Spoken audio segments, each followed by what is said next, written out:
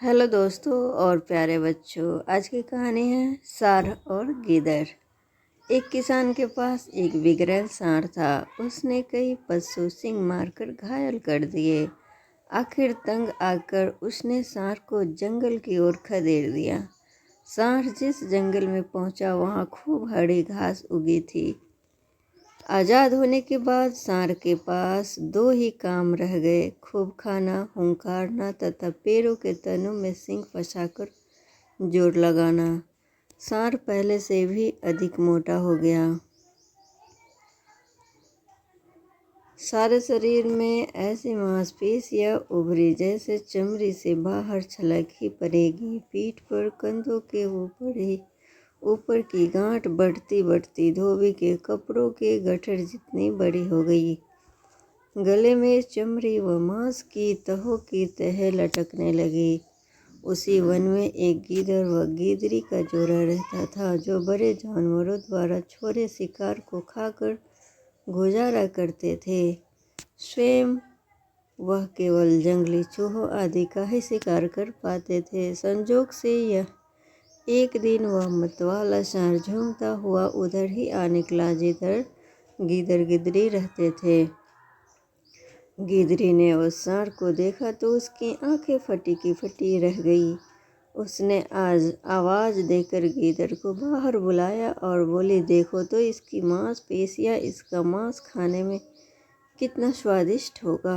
आह, भगवान ने हमें क्या स्वादिष्ट तोहफा भेजा है। गिदड़ ने गिदड़ी को समझाया, सपने देखना छोड़ो, उसका मांस कितना ही चर्बीला और स्वादिष्ट हो, हमें क्या लेना। गिदड़ी भड़क उठी, तुम तो भौंदू हो, देखती नहीं उसकी पीठ पर जो चर्बी की गांठ है वह किसी भी समय गिर जाएगी। हमें उठाना भर होगा और इसके गले में जो मांस की तह नीचे लटक रही है वे किसी भी समय टूट कर नीचे गिर सकती है। बस हमें इसके पीछे पीछे चलते रहना होगा।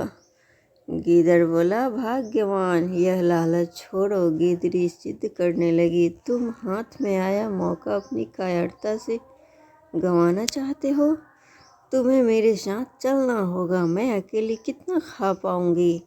गिदड़ी की हट के सामने गीदड़ की कुछ भी न चली। दोनों ने सांड के पीछे पीछे चलना शुरू किया। सांड के पीछे चलते चलते उन्हें कई दिन हो गए, पर सांड के शरीर से कुछ नहीं गिरा। गीदड़ ने बार बार गिदड़ी को समझाने की कोशिश की, गिदड़ी, घर चलते हैं, एक दो चूहे मारकर पेट की आग बुझाते हैं। गिदड़ी की अकल पर पर्दा पड़ गया था। वह न मानी, नहीं, हम खाएंगे तो इसी का मोटा ताज़ा स्वादिष्ट मांस। कभी ना कभी तो यह गिरेगा ही।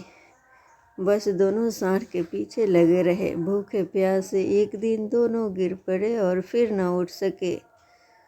सीख इस कहानी से, अधिक लालच का फल सदा बुरा होता है।